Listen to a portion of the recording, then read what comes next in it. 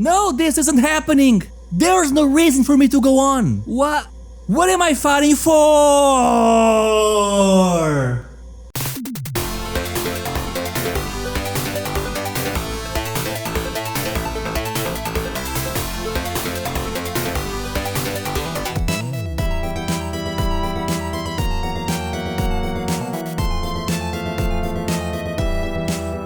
Demons of Asteborg is a new game that released for the Sega Mega Drive a few weeks ago. The game originally began as a Kickstarter project in 2019, where I even interviewed the developers to help promote their crowdfunding campaign. And not gonna lie, this is a game that I was eagerly waiting for, so I was really happy when the team sent me a review copy. The game comes in a late Japanese style Mega Drive box, which I really dig. I also really like the cover created by Luis Martins, who was the art director in Paprium and made the cover art for Tanglewood.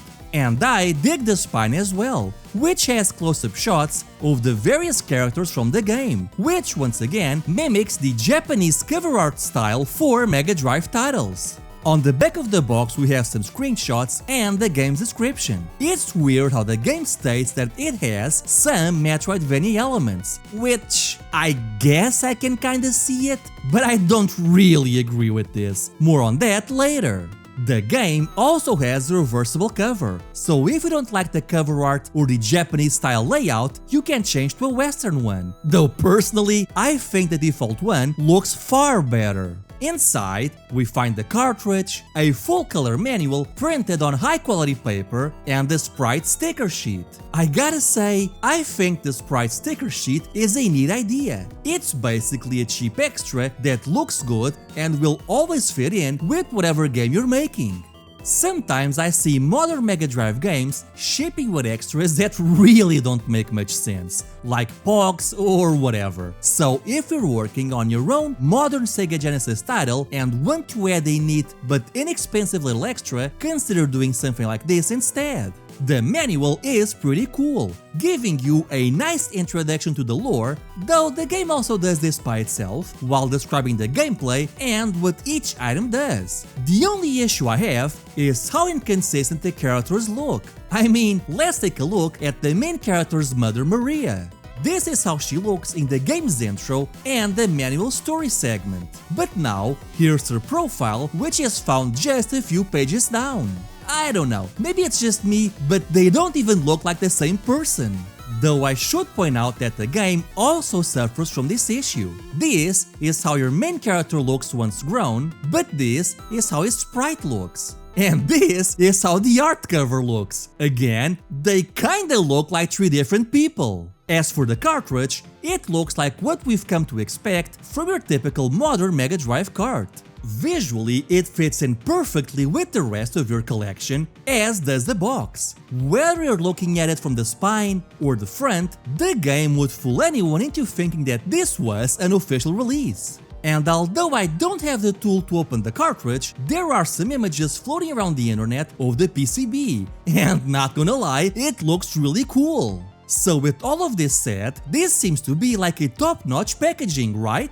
Well, not really. Unfortunately, there are some major issues with the cartridge itself. The first was brought up by Bob from Retro RGB. He noticed that the cartridge itself is not beveled. And while I'm not a tech expert, it's my understanding that this means that it could wear out the cartridge slot on your console much faster. So prolonged use is probably not recommended, and neither is inserting and removing it multiple times from your system. The second issue is related to the voltage levels. This issue was brought up by Voltar, and from what I understand, the voltage used in the cartridge is not ideal, which in the long run could damage your console or the cart itself. Now, with all of this said, the developers have also made a statement on Twitter, in which they say that the parts used are compliant and will work fine on your console without any long-term issues. So, you might be wondering, where do we stand then?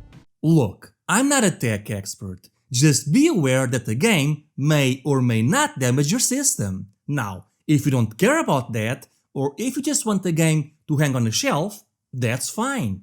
But if you do want to play it, keep that in mind.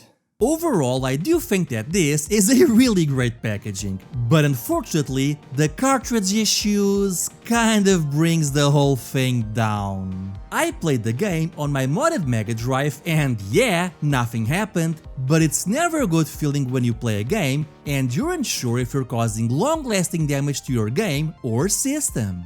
I would also like to point out that the studio sent me an honestly pretty incredible media package with the game. Not only does it come in a beautiful collector's edition box, but inside it also brings a USB pen modeled after the main character's sword, a beautiful cloth map, postcards, Magic the Gathering style cards, and a couple of stickers. Like, this is a really amazing care package, and the USB pen came with a Steam code, the soundtrack, and a press kit.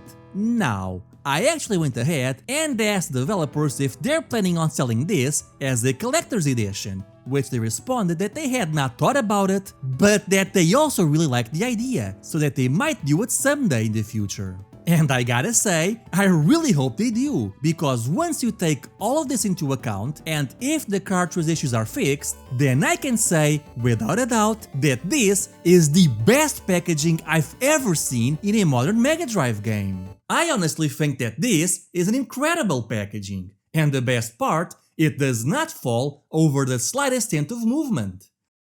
Unlike some other games. Yeah, just had to fall, didn't you, little bitch? Booting up the game, you're quickly brought up to speed on the game's plot. Basically, humans and demons used to get along as they settled into the land of Asteborg. But in time, both factions had a falling out, which sparked the war, though in the end the humans won, thanks to two heroes who would go on to become your parents. Fast forward 1 or 2 decades, and you're now an orphan raised by a military officer and the demons are invading yet again. As I said before, I think it's kind of odd how often your character's visual style will change. Namely, in how the way you look once grown up in the cutscenes doesn't really match your sprite or portrait. But that's pretty minor. Once you do start the game, all I gotta say is, whoa, this game looks incredible! The color choices are absolutely on point, and at times, I was able to count 9, I repeat, 9 layers of simulated parallax scrolling, which is insane considering that this game is running on a Mega Drive. Not only that, but you have simulated 3D towers, space area-like levels, and an incredible amount of animation frames. I mean, even the main character's idle pose is sheer poetry in motion, and trust me, everyone looks great.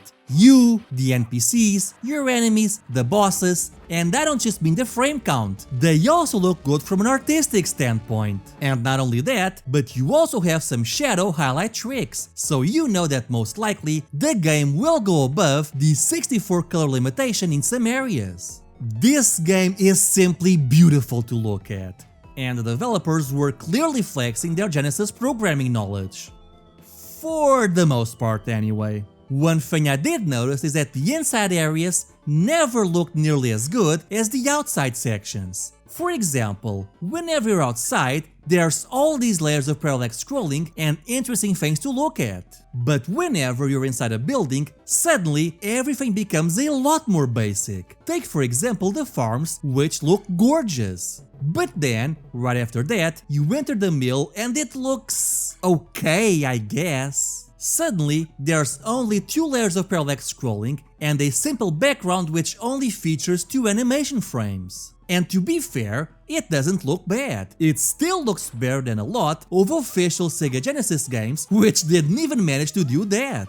But my point is, when you have all of these hardware flexes being thrown at you and then suddenly you're down to just this, well, it ends up making the experience feel rather inconsistent. Again, it's not that it looks bad, it's just that the standardness of it all becomes that much more noticeable when you're constantly being impressed on other areas in that same level. And the same does apply to the shop where you can purchase upgrades between levels. It's basically just a static image. I don't know, I just feel that having your blink or smile when you buy something or anything really would have come a long way. I know I don't usually start my reviews with the graphics, but it really is the first thing that hits you when you play this game. Well, that and the incredible music. I may have had some minor issues with the graphics, but believe me, I have absolutely none with the soundtrack. It is, quite simply, glorious.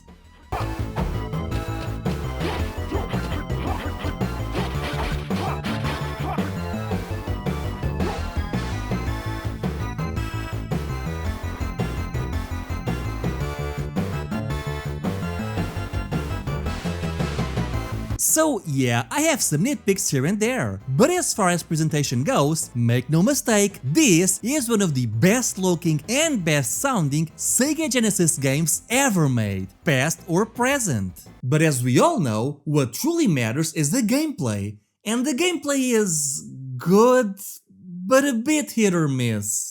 Starting the game, it makes a great first impression with its presentation and controls. It even has a secret Easter egg where if you go left as soon as you begin, you can get a permanent upgrade to your character for free. And you also discover that your main character, Gareth, has a dog. And yes, you can pet the dog, because he's a very good boy. Although, I do wish he were usable in some way, shape or form. But no such luck. Anyway, as Gareth you can run, jump, wall jump, perform a basic 3-hit combo, and roll to escape danger.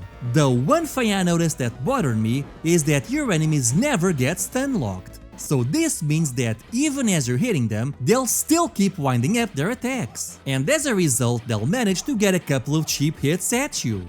Because of this, you're often forced to break your combo and either jump or roll away before falling back into place and attacking again in the time that it takes them to wind up their following attack. And this is something that you have to do for every enemy that doesn't die in one hit. As you can imagine, this mechanic got really old really fast. I also felt that Garrett's controls were a bit on the slippery side, which, when coupled with the detailed animations and aforementioned attack issues, it all kind of reminded me of the combat from Aladdin for the Mega Drive. Except that in Aladdin, the enemies actually do get a very minor stun lock, whereas here, you get nothing.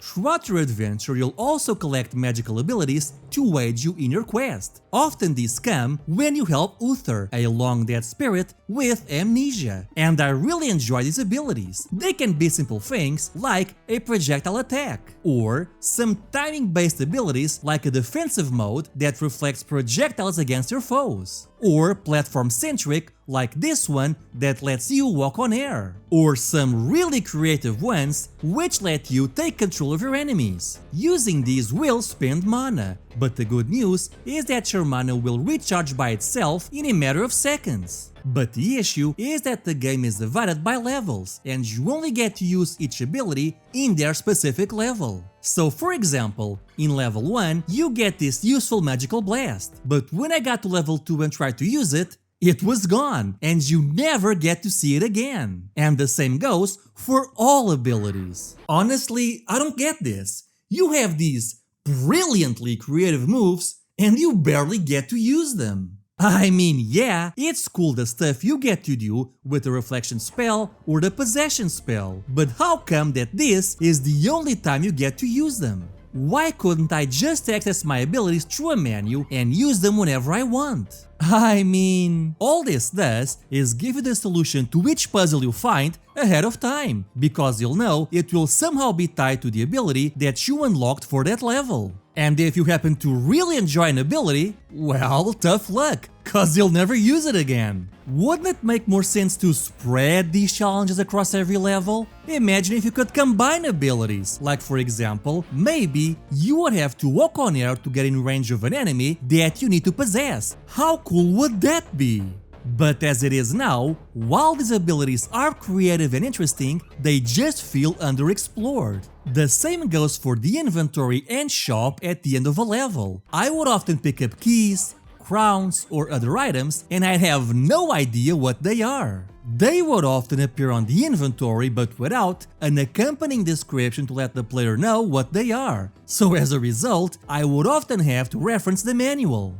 But then again, turns out that you don't need to know what you just picked up, because it will either just count as money, or it will be a key to a door that will unlock by itself, or if it's a scroll or anything similar, the game will just do everything automatically for you. So you never get to actually use any of those things yourself. Even the shop was kind of disappointing. Basically, as you kill enemies, they drop coins, and levels will often have chests that can be opened for more money and treasure. Though the best ones are usually hidden or require some sort of tricky platforming that you'll be locked out if you fail once. And while the enemies respawn, their coins do not, so even if you lose a life, they will not drop more money. But when you reach the store, the upgrades are kind of basic actually. You can buy more lives, which is where most of my money would be spent on. You can also buy a screen clearing attack, which in my opinion was not worth the money. And then you get some permanent upgrades, like a faster mana recharge, which is very useful against some bosses. You can also double your max HP, though healing items will only heal you until your original health. Meaning that if you want to restore to your new max HP again, you need to either die or advance to the next level. You can also buy an aerial attack, which I honestly never used, and an additional hit for your 3-hit combo, which I never bought because I never collected enough money for it. I don't know, I just feel that with the exception of the extra lives, improved health and mana, the rest of the upgrades were just never really required. And there's also an upgrade which tells you how much life an enemy has remaining, which you can get for free at the start of the game. Now, all of these upgrades are permanent and will stay with you until you complete the game. And I'm pretty sure that this, along with the damage number you see when you hit an enemy, are what the developers meant by light Metroidvania gameplay elements. But I really gotta disagree there. Many games from across all genres have stores with permanent upgrades, and it's not like you need them to progress through the game. I mean, sure, they help, but they're not really mandatory. It's possible that they were referring to your magical abilities, but I mean, getting them is pretty straightforward, and you lose them right after, so that doesn't really mesh with the exploration and character ability progression you would see in something like Metroid or Castlevania. It honestly feels like they were trying to find the sweet spot between something like Ghouls and Ghosts or classic Castlevania, with that of Metroid and the Game Boy Advance Castlevania games, but these honestly didn't mesh very well. Though the game definitely leans more towards Ghouls and Ghosts, albeit with the occasional puzzle platforming sections, with the remaining elements feeling like something of an afterthought. And in fact, I think the game would have been much better if it were just a straight Ghouls and Ghosts or classic Castlevania style game, or a straight up Metroidvania game. If it were the first, you have a great, addicting, non-stop action game. And if it were the latter, you would have a game with interesting and challenging exploration and puzzle design. But as it is, it kind of ends up being neither of these, to the game's detriment. Don't get me wrong, I like this game, and I like that they took chances. But sadly, it does not seem like those chances paid off. If they had gone with one or the other, I feel this game had the potential to be one of, if not the best modern Mega Drive game out there. But as it is, it feels like a bit of wasted potential. Another issue I have are the bosses, which basically come in two varieties. The type where you just need to fight them to beat them, and the type that has a gimmick to defeat. The gimmick ones are pretty difficult at first, until you figure out said gimmick that is. The best example would be the grasshopper boss. This dude was such a pain until I figured out what you need to do. After that, he became a cakewalk. The other type though will require you to fight them with the occasional gimmick thrown in. For example, you have the first boss, which you can defeat him with your sword or by dropping the guillotine on him, which causes extra damage. You also have the werewolf boss, which requires a mix of sword swings and reflecting their projectiles back at them. This type of boss though has one major issue, and that is how they are absolute damage sponges. Like, my god, even the first boss takes an insane amount of hits to go down, and the second boss even more so. Whether it's with sword hits or reflecting damage, this dude would not go down, not helped by the fact that he has 3 different forms. They were such damage sponges that the short and easy gimmick bosses like the grasshopper one felt like a breath of fresh air. I mean, yeah, they were pretty boring once you figured out their gimmick, but at least they went down quick. But this, on the other hand, was just an onslaught. And don't even get me started on the final boss. I literally thought the game was broken here, or that maybe I was doing something wrong. But no, you really do just need to keep wailing at him over and over and over again for God knows how long. But ironically, the final boss is actually really easy. He's an insane damage sponge, no doubt about it. But at least his patterns are super easy. Okay, so you might start thinking that I hate this game, and I don't. I actually really like it. But the game and level design often feel unrefined, and because of that, there's this sense of wasted potential. I mean, I do really enjoy the creativity and variety this game has. Possessing enemies is super fun, and the boss for that level is downright genius. You fight this giant skeleton, damage his hands, and then possess one of the hands and force him to punch himself.